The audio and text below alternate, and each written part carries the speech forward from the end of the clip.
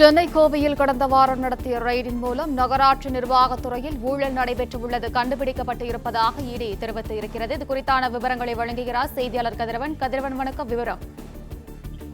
சென்னை, திருச்சி மற்றும் கோயம்புத்தூர்ல கடந்த 7ஆம் தேதி முதல் 2 நாட்களுக்கு மேலாக 15க்கும் மேற்பட்ட இடங்களில் அமலாக்கத்துறை அதிகாரிகள் சோதனைகளை மேற்கொண்டார்கள். குறிப்பாக இந்தியன் ஓவர்சீஸ் வங்கியில அனுமதித்த 30 கோடி கடன் நிதியை தவறாக பயன்படுத்தியதாக கூறப்படும் வங்கி மோசடி தொடர்பாக இந்த விசாரணையானது நடத்தப்பட்டதாகவும் புதிதாக அமலாக்கத்துறை வழக்கு பதிவு செய்து இந்த விசாரணையை கையில் எடுத்ததாகவும் தெரிவிக்கப்பட்டிருக்கிறது. குறிப்பாக ட்ரூடம் இபிசி இந்தியா பிரைவேட் லிமிடெட் என்ற அந்த நிறுவனத்தின் தொடர்புடைய இடங்களில் இந்த சோதனை நடத்தப்பட்டதாகவும் தெரிவிக்கப்பட்டது. ஆனால் இந்த நிறுவனம் காற்றாலை ஆற்றல் அனுபவம் இல்லாத ஷெல் நிறுவனமான என்றும் மெகாவாட் காற்றாலை திட்டம் என்ற போர்வையில் கடன் நிதியை திசை திருப்ப மட்டுமே உருவாக்கப்பட்டதாகவும் என இடி விசாரணையில் தெரிய வந்ததாகவும் குறிப்பிடப்பட்டிருக்கிறது.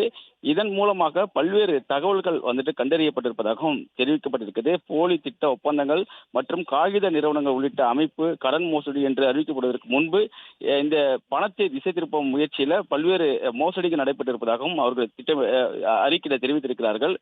குறிப்பாக டிஜிட்டல் பதிவுகள் மற்றும் சொத்து ஆவணங்கள் இந்த சோதனை போது கைப்பற்றப்பட்டதாகவும் இந்த நிதிகள் திருடப்பட்டதற்கு, அதாவது மோசடி செய்வதில் கே நேரு அவர்களின் மகன் மற்றும் தம்பி ஆகியோருக்கு முக்கிய பங்கு வகிப்பதாகவும் அவர் தெரிவித்திருக்காங்க. கூடுதலாக தேடுதலின் போது மீட்கப்பட்ட சான்றுகள் தமிழ்நாடு நகராட்சி நிர்வாகம் மற்றும் நீர் வழங்கல் துறைக்குள் ஆழமாக வேரூன்றிய மற்றும் மறைமுகமான ஊழல் வலையமைப்பை கண்டறிந்திருப்பதாகவும் தெரிவித்திருக்கிறார்கள்.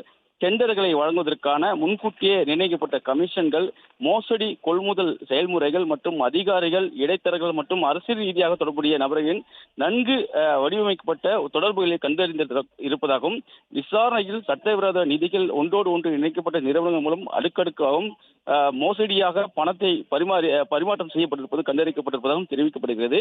மாநிலம் முழுவதும் செயல்படும் ஒரு பரந்த நிதி மற்றும் நிர்வாக குழுவின் இருப்பை குறிப்பதாகவும் அவர்கள் குறிப்பிட்டிருக்கிறார்கள்.